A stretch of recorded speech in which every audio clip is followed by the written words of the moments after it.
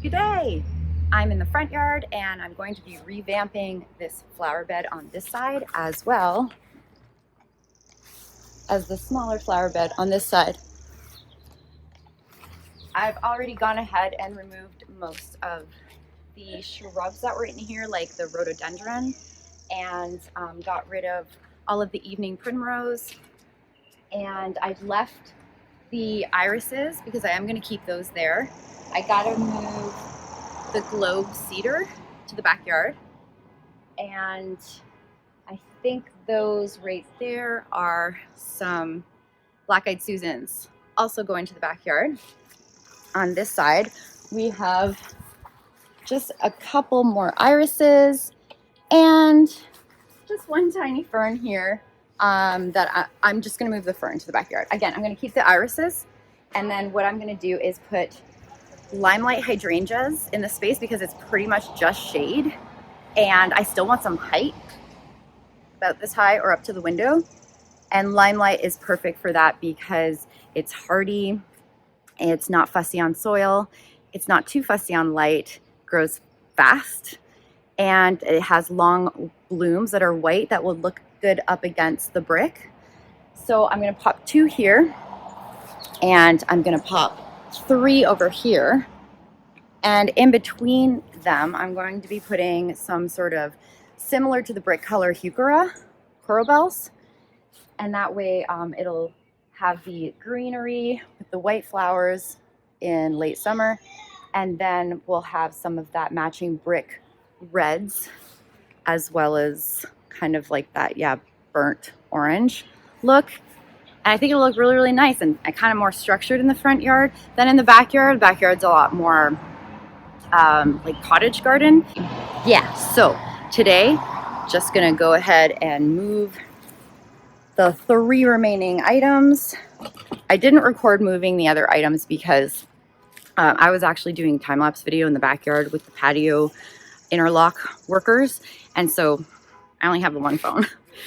And then as you'll see here, there is a cute little planter, and there's a video where my dad and I installed the planter in the brick, like drilling it in the brick. And I am going to fill that up, but I'm going to wait until next week, May 2 long weekend, because it's not frost necessarily warning, but it's going down to 2 later this week on Thursday. So I don't want to plant some annuals and then, you know, they get damaged, so I'm just gonna wait. But I think with the Limelight, if anything, right now they're already like in pots outside at the garden center, and so they've been hardened off. And if anything, they should probably be put in the ground. It'll be safer for them when it goes down to 2 to be in the ground instead of in a pot going down to 2. So I'm gonna go pick those up. I'm like, it's Limelight, so I'm sure there's gonna be some. I don't know. I'm gonna go to like maybe Richie's in Carp, or maybe I'll just go to like one of the, you know, like a Home Depot or something and see if I can get them on the cheap. But if not, yeah, I'll go to Richie's. Okay, so moving stuff first. Here we go.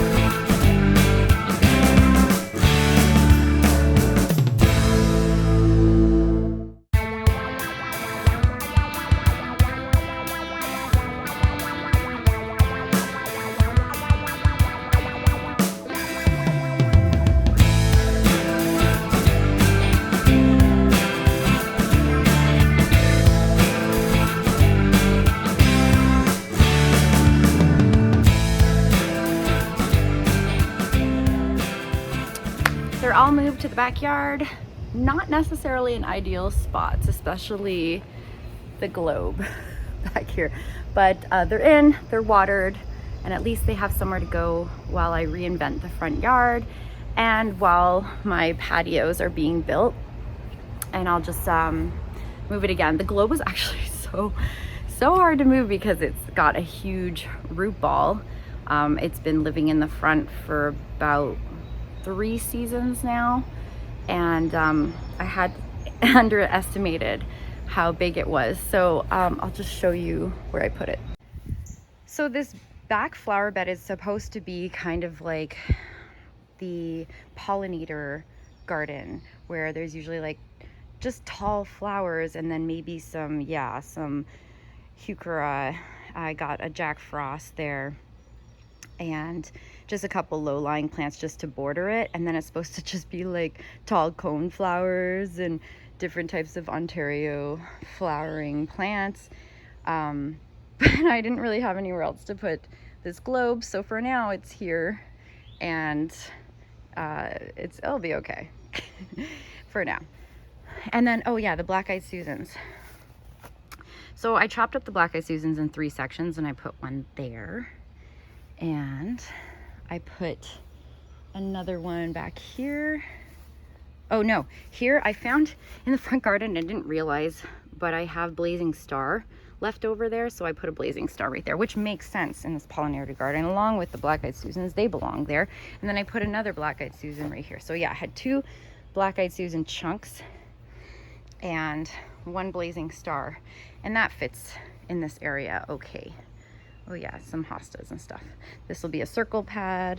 While I was planting, I was being eaten alive by mosquitoes. It is so hot and humid today. There's rain in the forecast, and we really need it to break the humidity. Definitely just eaten alive while I was doing that. So it's going to be refreshing to just go to the store and check out what we have in the Limelight Hydrangea sections for the front, and hopefully I can get that done today. So I ended up going to Canadian Tire, just hit up those Canadian stores before going to like Home Depot or somewhere else, and I found everything I was looking for, and it's busy as hell, and also hot.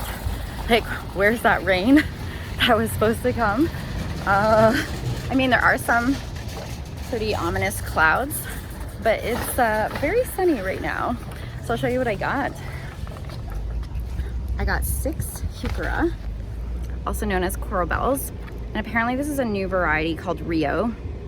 It's like grows, I think 13 inches wide and tall, 14 inches wide and tall, and they are the perfect color to go with my brick.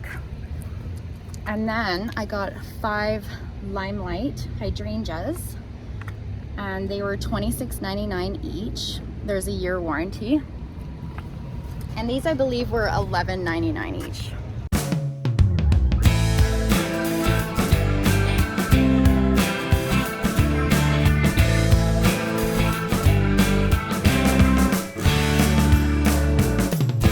Well, the rain didn't come. It got more sunny, so I got the hat and sunglasses, and definitely sweating because it was really hot.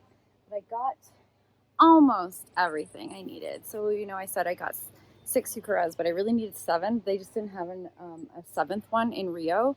So if it grows really fast, I'll just split one. And if I find one at a different Canadian Tire or just a different garden center, then I'll just grab one more. So I'm missing that spot. Ooh, that spot right there for, well, to make it perfect. But that's okay. I could run to another store later today and see if there's one. So this is all set up and ready to put in. So I'm gonna keep the irises. You're definitely not supposed to move irises at this time of year. You're supposed to move them after they bloom, and like in August or something. But yeah, it's like they'll survive. It's just they might not bloom as profusely because they're supposed to be blooming. Motorcycle any day now. All right, say hi to Coco. Hi, Coco. Time to plant. Before I plant, look what I found on the ground. Aww, a bird's egg. A robin blue. It's beautiful. Anyways, I'll just put it back. Maybe an animal wants it. I don't know. Okay.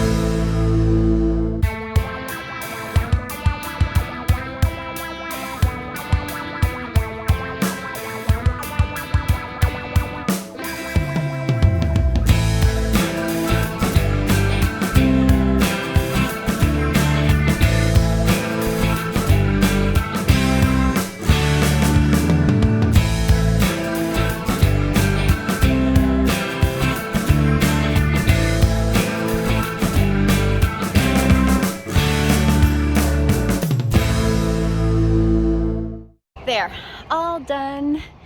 You know how in those gardening videos, they don't show you the icky part of it all, the sweatiness, and then all of this stuck on you, like all of the dirt just literally all over you and in your boots.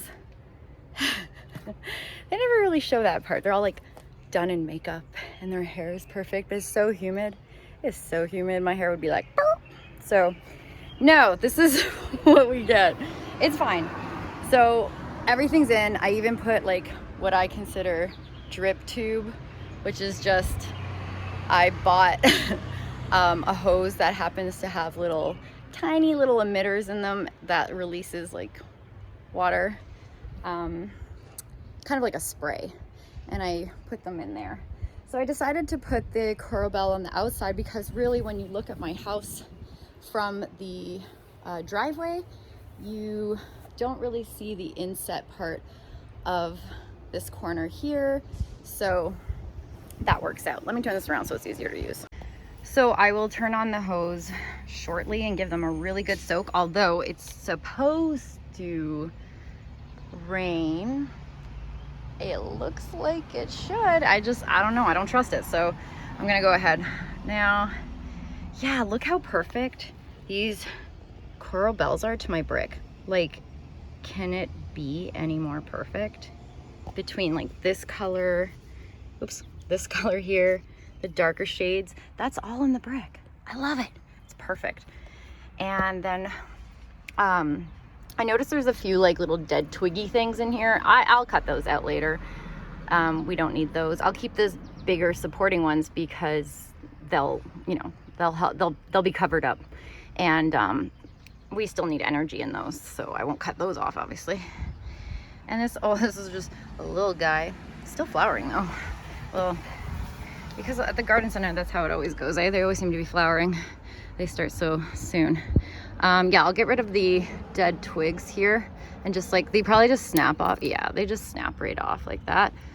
And I know it's messy right now, and you can like see the hose, the drip tube, but I will eventually mulch this with some, I don't know, compost maybe. I have not fertilized this garden bed in a really long time, like maybe like 4 years.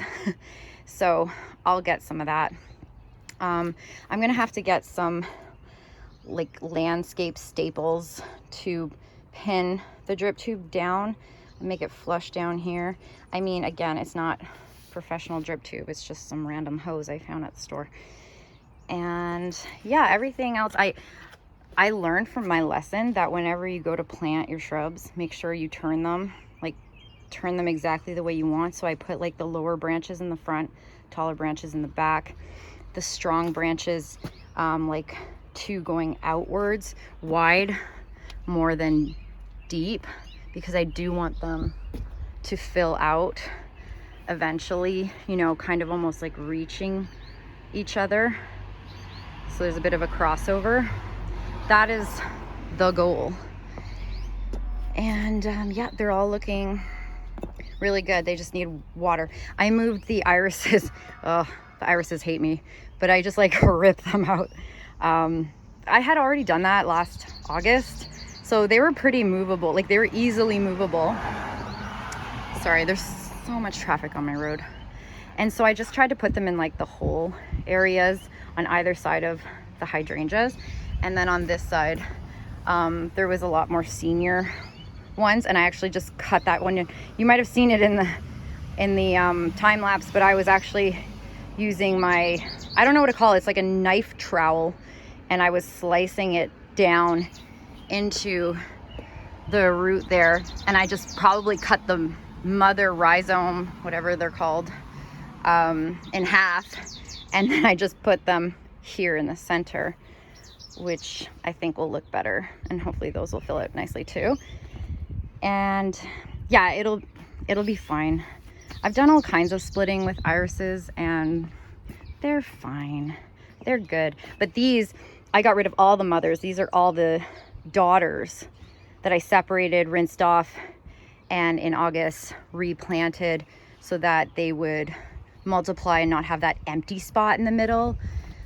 All right, I think that's it. I'm probably gonna remove the tags, like I really don't need them. I will remove the tags and get rid of the little twiggies, and then I will call it a day. I think there's like a really bad leak in the hose. I just saw that all of this water was pouring out here. That's not good. Yeah, that's way too much water on this end. Okay, nope, gonna have to get something else. Damn, that was a lot of work. There we go, drip tubing removed, stored there. No, I'm gonna toss it. And all of this kind of rinsed off. Definitely thunder is happening, but I just watered everything by hand. And so everything's good to go. I'm gonna pick up another Heuchera tomorrow. Oh, it's raining. Yay. Okay, have a nice day.